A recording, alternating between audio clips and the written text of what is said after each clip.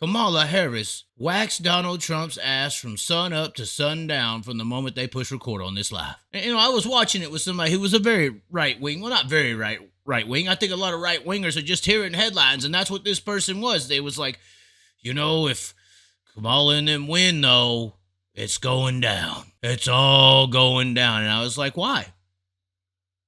What are they going to do? Oh, it's going down. Okay, so what are they going to do to make that go down?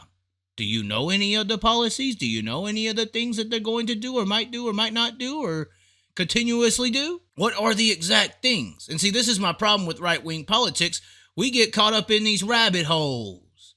We get caught up in these headlines, these emotional, dramatized ideologies and scriptures and really artwork that's put out there by this right-wing side. And you encompass it so much, you love it. You love the show. And they know that. They know that you love that storybook, Shakespeare and Romeo. They've known it for a long time, speaking of those people. So I'm asking this person, what have they said? What are they going to do? Oh, that's just what they say. Oh, well, who is they? The person that just got pointed out on how he's full of shit about the guns and this, that, and the other? The one who you thought was so cool and how he dealt with the Taliban until you learned how disrespectful it was to other people that were involved and how bullyish it was. Now, look, I'm not leaning to one side or the other. I think both sides are full of shit. But I know one side's got their heels dug in very, very scarily, in my opinion, scarily deep. You got your heels dug in way too deep. They got you both sides got you ready. You know what I mean? They got you ready. Side. Back to that show. They got you involved. They got you emotionally captured, buddy. It's scary to see how much you're caught. At the end of the day, though, I would have perceived Trump as a better option here prior to this debate. But when they went green on the racetrack of this debate here, Donald Trump didn't have nothing for Kamala. And all of y'all sitting back saying she's lying, or the other side, he's lying. No, they ain't. Newsflash with politics, they both lying.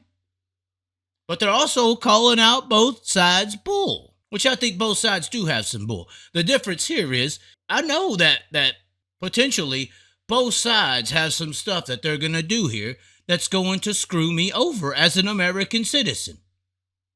Is that not fair to say? The old saying, there's a right wing and a left wing working together. They all flock the same bird that shits all over us. I'm sure that there's stuff that both sides has going that's going to fuck us over. But after this debate, Kamala it's how she says it. It ain't the fact that she's going to have a better policy or make changes that she could never change. That's going to be the one thing she's going to have to combat out of all this. But at least Kamala was speaking, providing ideas, providing thoughts. And her accusal of Trump saying the same old stuff and blaming a side and building walls between our society, which has been my one issue with him. He always has something to say about another side and blame that person or that guy as to what's wrong with you. Although the right-wingers are the ones that are supposed to pull it up by your bootstraps and do it yourself. Back to the number one problem in the world, hypocrisy. But he proved her right. He sat there, said the same old, even in his closing statements, did the same old blame them tactic. They're never going to do it. He turned on the apprentice Trump and you could just see it. Aren't you? We're smart. We're human beings. We're the smartest damn animal to ever walk the planet. Ain't nothing smarter than us. Smart people know that. That's why they got y'all running and they got y'all ready. But did you not see it? Same old. And like I said, the other side's got the same old too. That's probably going to screw us all over. Left and right wing. Yeah, you're right. But both sides have some shit they're going to put on us. And Kamala, to the average foe, I ain't sitting here picking a side, but to the average foe, it's not telling me that you're going to shit on me. It's how you tell me you're going to shit on me. And Kamala's doing a better job of that. That's the sad situation here. While Trump's just pointing out how they're shitting on you, which is his deflection to cover up how he's going to shit on you. They asked him questions he didn't have answers to them. Policy, healthcare, all this stuff. We got ideas. They're coming. RFK is going to save the day. I liked RFK. She pulled out some RFK language there. That RFK side just swapped based on that debate. Even if RFK gets up there and points out some things. Now, obviously, they got some big issues as far as censorship on that side of the aisle, which is why I'm not sitting here saying 100% Kamala, but they got some problemos. But regardless, this debate right here, for the average foe, was 100% Kamala Harris ass whooping of Donald J. Trump. And that's just a fact, guys. That's just a fact. All these people up here saying she's just lying, she's lying. Y'all ain't sitting in the middle. Y'all's heels are dug in. Y'all ready. This is y'all's savior. Back to the worship ideology. You kind of bred, especially if you're raised in a Christian household, you're outside of your parents raising you, what your parents introduce you as far as a structure of what to believe in and how things are going to get fixed is very important to your ideology on how you live life. Unfortunately, in the Christian ideology, it preaches about a person who's going to come along one day and save everything for you. And that's why you lack advocacy. That's why you are in a dormant state until that leader tells you to come for him. Come before and worship.